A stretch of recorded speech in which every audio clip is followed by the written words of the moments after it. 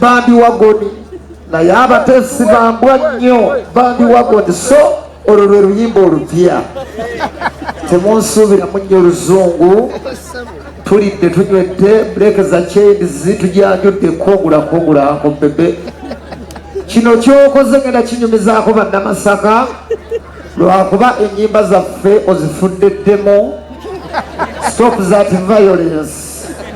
Uncle Bebe simanyo watuyise tuwebuulira wano naye ennyimba kati tulina okuddayo tutereezeemu saawundi eno gyoleese ennyimba zaffe ozifudde ki demo naye Uncle Bebe ngenda kwetooloola nga sinnaba kuvaambula bwasi eno mpe Colabo ekyo kiyikolera embulamu kyabuntu mushinga ekintu kino kuba Uncle Kamiliyoni yampa ngenda kuyimbisa kadongo ka mumbi nyaja abagirege ku break za chains webale nnyo Uncle Bebe album tujagadde ate webale kwagala ffe abayimbi abato Uncle Bebe atambula n'omulembe tava ku mulembe abayimbi mukope kati Uncle Bebe atutuuzizza so Uncle Bebe tweyanza nnyo tweyanzeeke webale kutuleetera ku musajja w'eranda nnyo my brother mukodi LIL PAZO LUNABE the most trending artist in Uganda.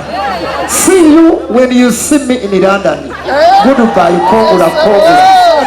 My favorite song is Boy Like Me. Omulenzingazi. Those are Vianney Chito Chiraba. A boy like me, I'm smart, I'm dressed to kill. After here, and Ozaku Mongiri Yawlo. Kongula. So far away from home. From our people. But the most disturbing thing in life is most people will not ask this question. Will you wait for me if I go? That's a serious question.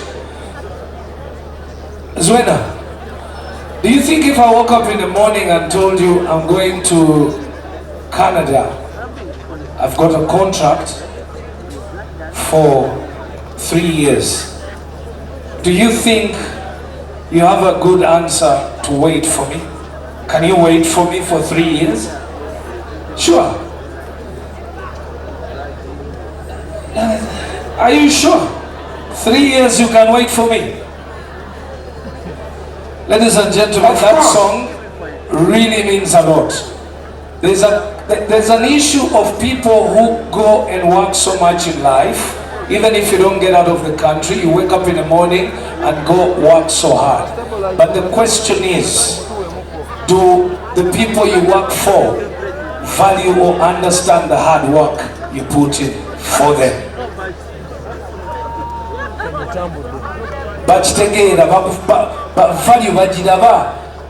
Kadama agenze akola nnyo eno mukola birala. Omwami avuddewo awaka agenze akola nnyo okola birala, mukyala agenza atoba okola birala. So that song is out to justify that hard work. That's incredible. Yes, so right now I have A+ with me. You know, A+ is one of those people that have been so vocal about albums, having good sound.